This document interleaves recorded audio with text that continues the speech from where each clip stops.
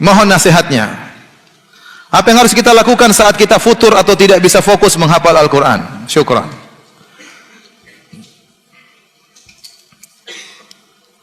Kalau kita tidak fokus, kemungkinan banyak yang ada di pikiran kita.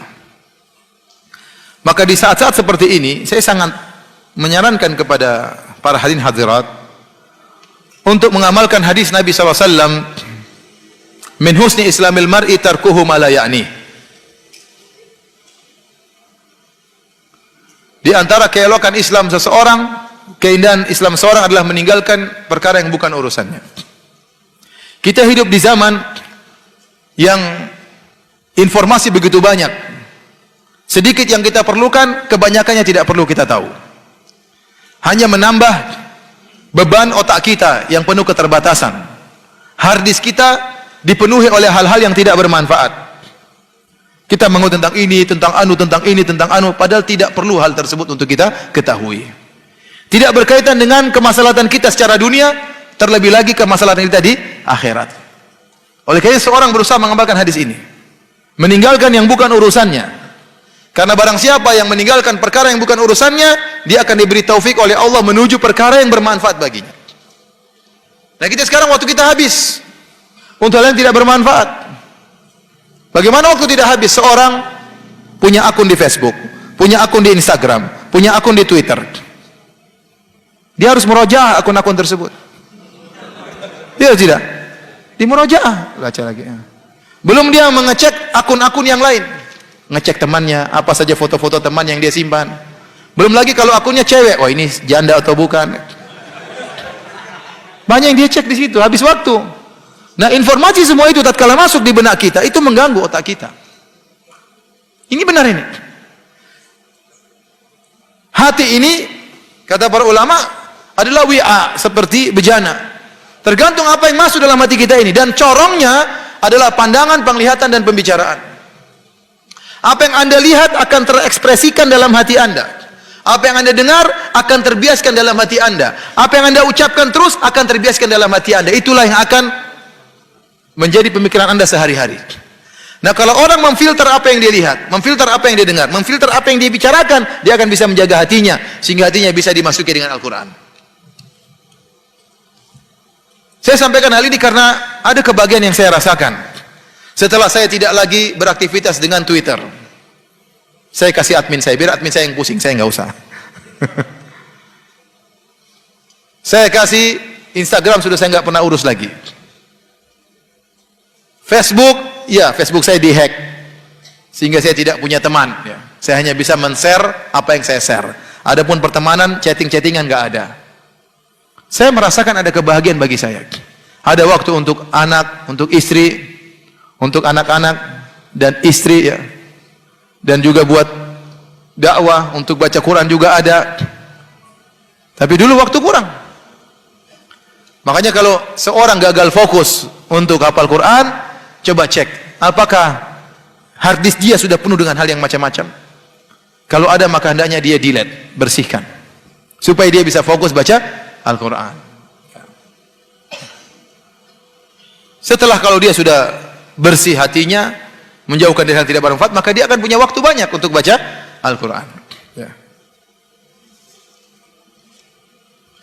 Ya, kalau antum punya hafal Quran, nggak usah banyak-banyak, 2 juz aja akan merubah kehidupan antum.